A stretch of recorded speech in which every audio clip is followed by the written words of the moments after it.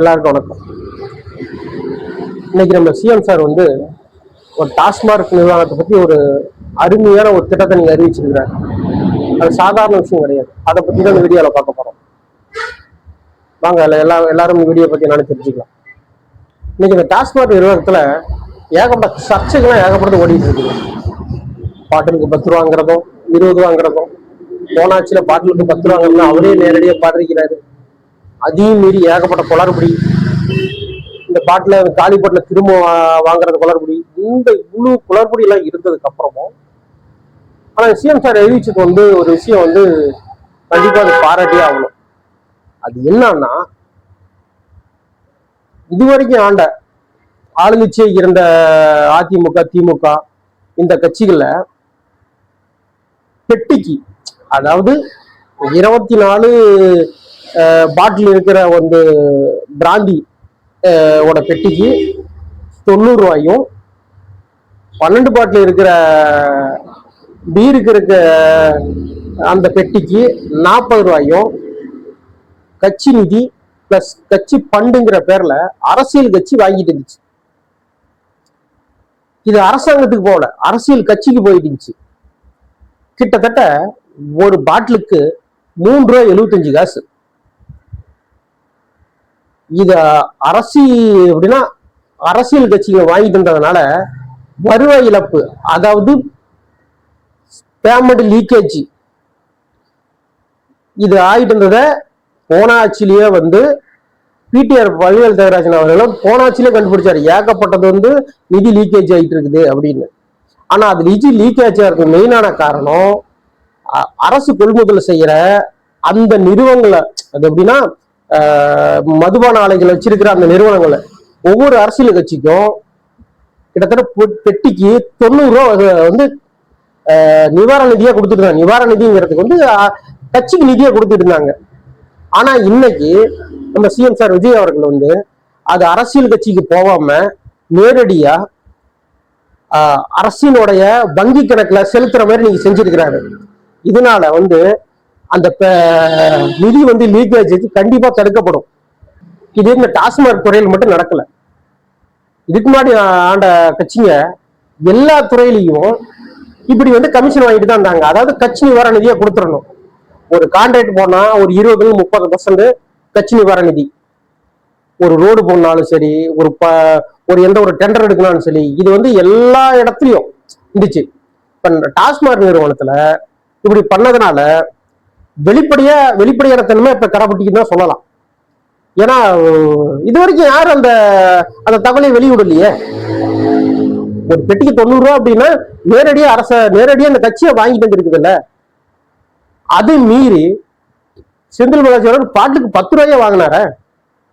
இந்த விஷயத்தை அமல்படுத்தினா கிட்டத்தட்ட வந்து அரசாங்கத்துக்கு வருடத்துக்கு 1200 இருந்து 1500 கோடி வரைக்கும் வருவாய் கிடைக்கும். இதெல்லாம் நல்ல திட்டங்களுக்கு பயன்படுத்தலாம். இது உண்மையில பாராட்ட வேண்டிய விஷயம், சாதாரண விஷயம் கிடையாது. ஏன்னா கட்சிங்கிற பேர்ல ஒவ்வொருத்தரும் கட்சி நிதியை வாங்கி கொஞ்சமான டூலி மண்டல, கொஞ்சமான அராஜக மண்டல, போன ஆட்சி திமுக ஆட்சியெல்லாம் சாதாரணமா சொல்லக்கூடாது. ஏகப்பட்டதை வாங்கினாங்க, ஏகப்பட்டதை அடிச்சாங்க. இன்னைக்கு தோக்குறதுக்கு காரணமும் அந்த ஊழல் தான்.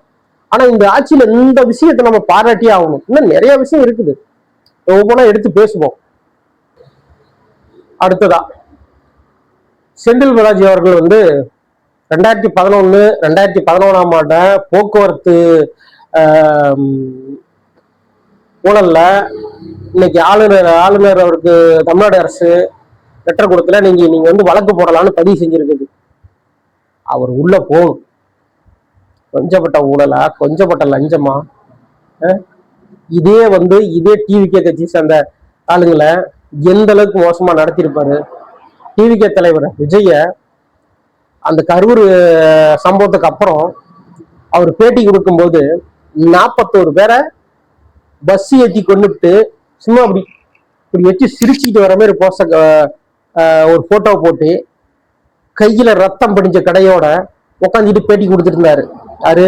விஜய் அவர்கள் தான் செஞ்சாங்க இது செஞ்சாங்க. அந்த 41 இழப்புக்கு காரணம் விஜய் அவர்கள் தான். ஏன் இவருக்கு செந்தில் பாலாஜி அவருக்கு பங்கே கிடையாதா? விஜய்க்கு மட்டும்தான் பங்காது. ம்? அவர் பண்ண அந்த குளறுபடியினால தான் நீங்க இப்படி நடந்துச்சு.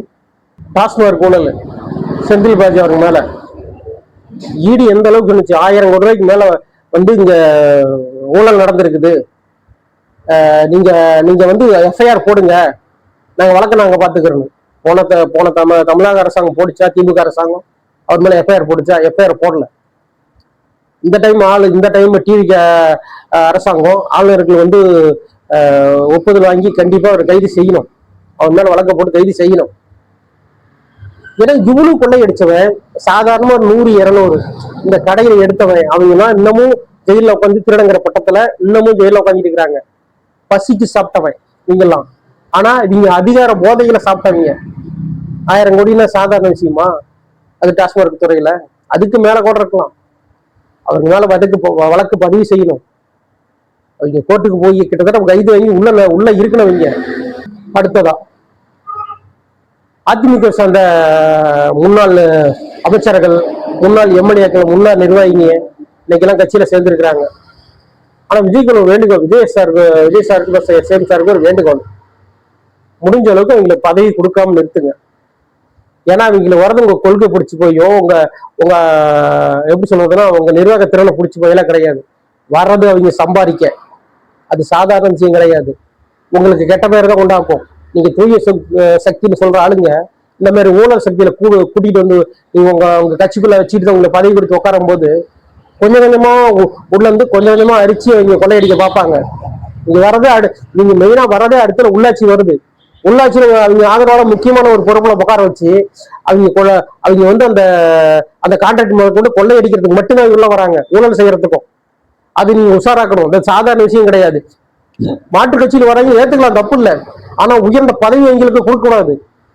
சாதாரணமா ஒரு உறுப்பினராக உட்கார வச்சு அவருக்கு கட்சியோட பங்களிப்பு என்ன, அடுத்தது இங்க வந்து இப்படி ஒழுங்கா இருக்கிறாங்களா, இல்ல வேற ஏதாவது கட்சிக்கு மறுபடியும் வேலை செய்யறாங்களா, இப்படி எல்லாம் நம்மளை ஏமாத்தி நம்ம சம்பாதிக்கிறாங்களா, அதெல்லாம் தெரிஞ்சுக்கிட்டு தான் அவங்க ஒரு பதவியை கொடுக்கணும்.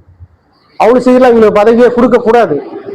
நீங்க ஒரு பெரிய பதவி கொடுத்து உட்கார வைக்கும் போது அவங்க உள்ளாட்சித்துறையில நீங்க சீக்கிரம் வந்து அவங்க வந்து பணத்தை அடிக்கிறதுக்கு வேகப்பட்ட வாய்ப்பு இருக்கு. ஒரு கான்ட்ராக்ட் வரும்போது கிட்டத்தட்ட அவங்க கமிஷன் நீங்க பேசுவாங்க. ஏன்னா நாங்க தாவையா கட்சியில இருக்கிறோம், இந்த பொறுப்புல இருக்கிறோம் அப்படின்னு 20-30% பேசுவாங்க. ஆனா மேலிடத்து தெரியாத அளவுக்கு பாத்துக்குவாங்க. ஏன்னா ஊழலே ஊறி போன ஆளுங்க தானே அவங்க. இத்தனை வருஷமா அந்த கட்சியில இருப்பாங்க. அந்த கட்சியில எந்த அளவுக்கு சம்பாதிக்கலாம், எந்தெந்த துறையில சம்பாதிக்க முடியும், எந்தெந்த வழியில போக முடியும் எல்லாத்தையுமே அவங்களுக்கு தெரியும். ஒரு புதுசா ஒரு கட்சி வந்தவொன்னா அதிகாரத்துல இருக்குது, அந்த அதிகாரத்துக்குள்ள போனா அவங்களுக்கு எதுவும் தெரியாது. அதை வச்சுட்டு நாம சம்பாதிக்க முடியும் அப்படிங்கிற ஒரே ஒரு காரணத்துக்கோசரம் தான் உள்ள வராங்க.